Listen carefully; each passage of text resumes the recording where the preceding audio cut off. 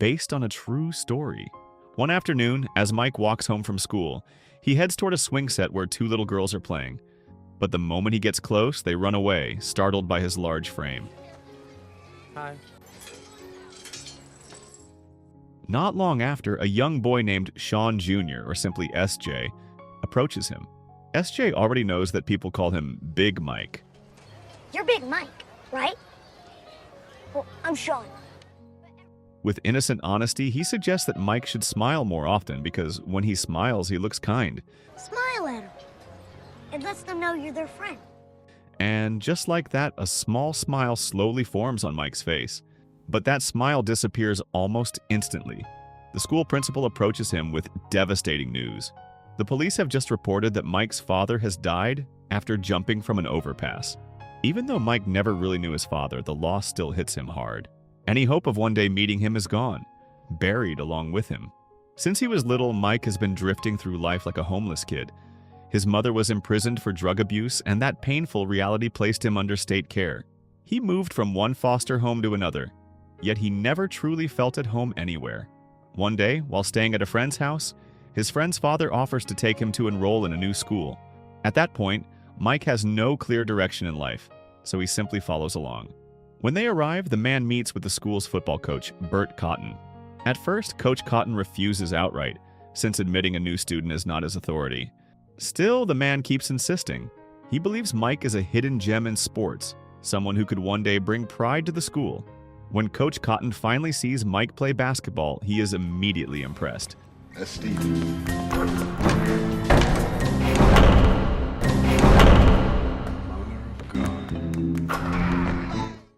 However, once the school reviews Mike's academic record, filled with D grades and an IQ score of just 80, the administration strongly opposes his admission.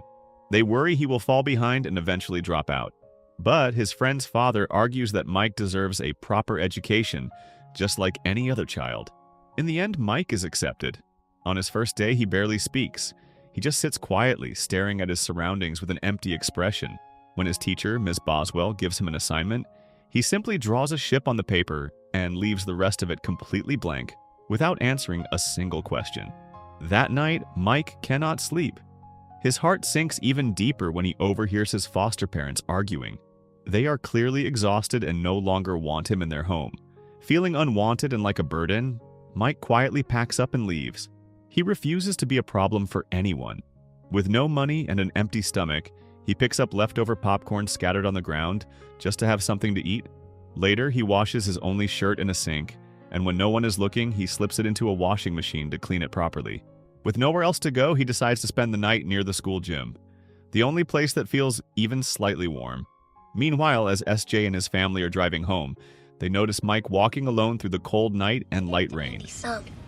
Big Mike! Stop the car. What is he wearing? It's freezing. Lee Ann and her husband Sean stop and ask where he is headed. He explains that he plans to sleep in the gym since it is the only place he can stay warm. But the gym is already closed. Seeing this, Lee Ann cannot just drive away. Big Mike. She invites him to stay at their house for the night. With little choice, Mike accepts. Do you have any place to stay tonight? Don't you dare lie to me. And this is where everything starts. This is the blind side. The blind side. When Mike arrives, he is stunned. The house is large and beautiful. SJ's family is clearly well off. Sean is a successful businessman who owns thousands of fast food franchises, while Lee Ann works as an interior designer. Inside, Mike meets SJ's sister, Collins. Collins, do you know Big Mike from school? Okay. Lee Ann prepares a place for him to sleep. That night, she and Sean admit they feel a bit nervous about letting a stranger into their home. All right. The powder room is right there, and we will be upstairs if you need us. All right? Still, they choose kindness over fear. Sleep tight, honey. The next morning, when Lee Ann goes to call Mike for breakfast, she finds his bed neatly made and the room empty.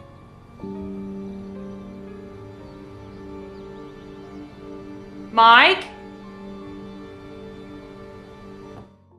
For a moment, she worries he has left. But when she steps outside, she sees he has not gone far. Big Mike! Where are you going? I don't know. She brings him back inside. That morning, they share Thanksgiving breakfast together. Father, we thank you for all the many blessings on this family. We thank you for bringing us a new friend. For the first time in his life, Mike sits at a table as part of a family. Afterward, Leanne offers to buy him some new clothes, since he only owns the shirt he is wearing. So, Big Mike, you like to shop? At first, he refuses. She then takes him to his mother's old house to collect his belongings, only for them to discover the home has been sealed for eviction. Seeing that reality, Leanne gives him the freedom to choose new clothes himself, without worrying about the price. For once, he has more than just a single outfit. That evening, she gently offers him something even bigger, a place in their home for good. Grateful beyond words, Mike accepts. In his heart, he knows he has nowhere else to belong. The next day, Leanne prepares a room just for him, complete with a bed, a closet, and even his own bathroom. Mike is overwhelmed. It is the first time he has ever slept in a real bed. It's mine. Yes, sir. What, a room to yourself? A bed. Well, you have one now. Leanne never imagined that what felt small to her could mean everything to someone else. Months pass, yet at school Mike shows little academic progress. Some teachers label him as the slowest student in class. But Miss Boswell refuses to accept that. She believes no child is stupid, only misunderstood. She tests him again and discovers that he can answer the questions. The real problem is not intelligence, but extremely poor reading skills. Gradually, his teachers begin helping him one by one. His grades slowly improve. Proud of his progress, Sean takes him out to celebrate at an upscale restaurant. With his improving performance, Mike is also allowed to join the school football team. After dinner, something unexpected happens. Mike recognizes someone working at the restaurant. It turns out to be his long-lost brother. Hearing that breaks Leanne's heart. From that night on, Mike's bond with SJ's family grows even stronger. He is treated like one of their own. Leanne does not mind when he calls her mom. During a Christmas family photo, Mike initially sits apart on the stairs, unsure of his place. Leanne pulls him into the picture. Michael, come on down here and get in the next one. Come on. Come on. Come on down. For the first time in his life, he is part of a family photo. Really big smile. Okay, 1, 2, 3. Say rebels. Rebels. When that photo appears on their Christmas cards, relatives begin asking questions. Some of Leanne's friends criticize her decision. They whisper about bringing a large black teenager into their home, letting him sleep under the same roof as their daughter. But Leanne refuses to entertain their judgment. Tim, honey, you're changing that boy's life. No. He's changing mine. That's awesome for you, but what about Collins? What about Collins? Aren't you worried? I mean, even just a little. He's a boy, a large black boy, sleeping under the same roof. Shame on you. She stands her ground and defends him without hesitation. A few days later, it is time for Mike's very first football practice. Since he has never played before, he moves awkwardly on the field and seems completely lost. All right, let's go.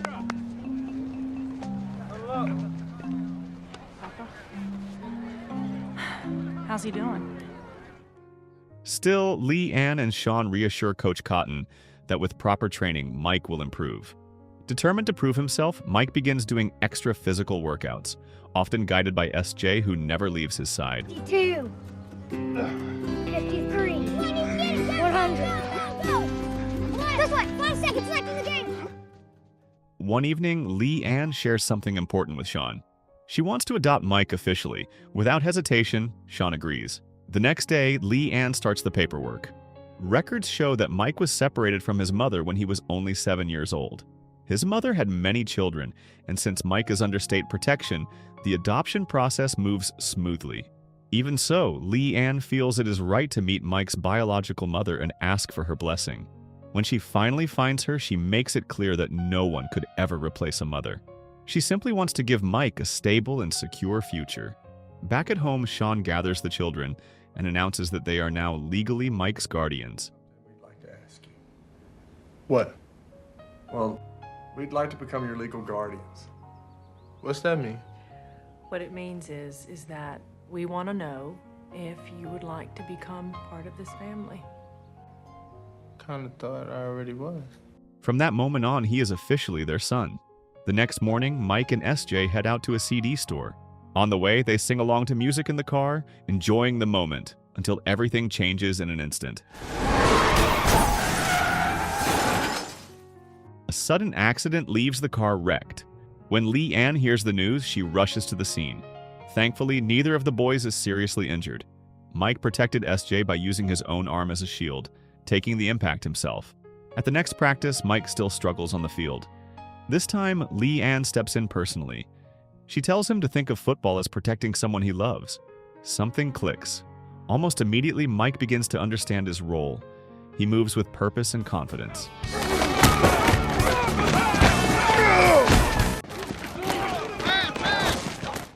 Lee Ann later explains to Coach Cotton that Mike's greatest strength is his instinct to protect. That instinct drives almost everything he does. Game day finally arrives. From the start, the opposing team tries to intimidate him. His team falls far behind, and the pressure builds. But in the middle of the game, something shifts. Fueled by the support of his family, Mike finds his rhythm. He plays with intensity and heart, and slowly the tide turns.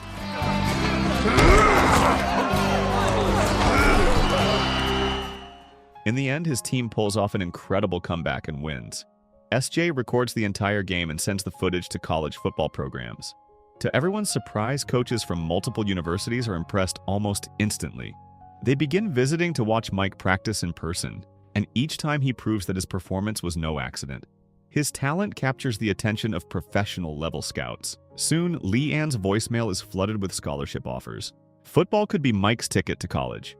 However, there is one major obstacle. His academic record is still not strong enough to qualify. Refusing to let that stop him, Lee Ann hires a private tutor. Day after day, Mike studies tirelessly, determined to reach a university and pursue his dream of becoming a professional football player. In the days that follow, college coaches begin showing up at Mike's house one by one. After weighing his options, he decides to commit to the University of Mississippi. His grades continue to improve, but there is still one class where he is barely passing.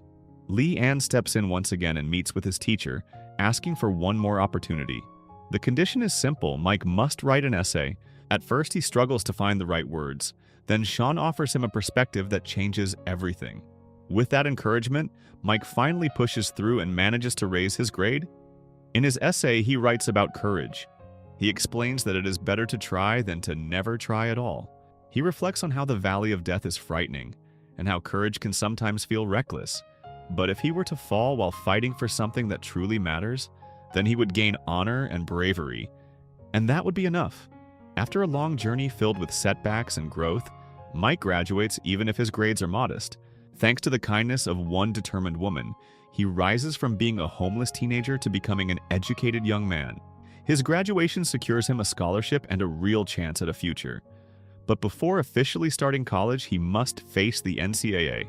During the investigation, he is questioned intensely about his adoptive parents, and even his private tutor, who happens to be an alumnus of the University of Mississippi.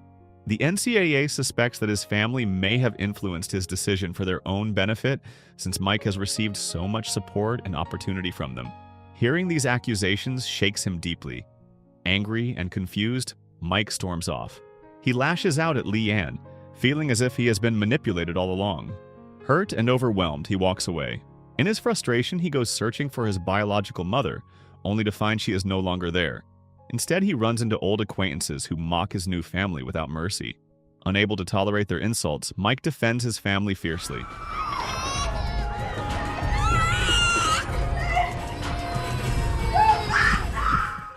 The next day, he returns to Lee Ann for an honest conversation.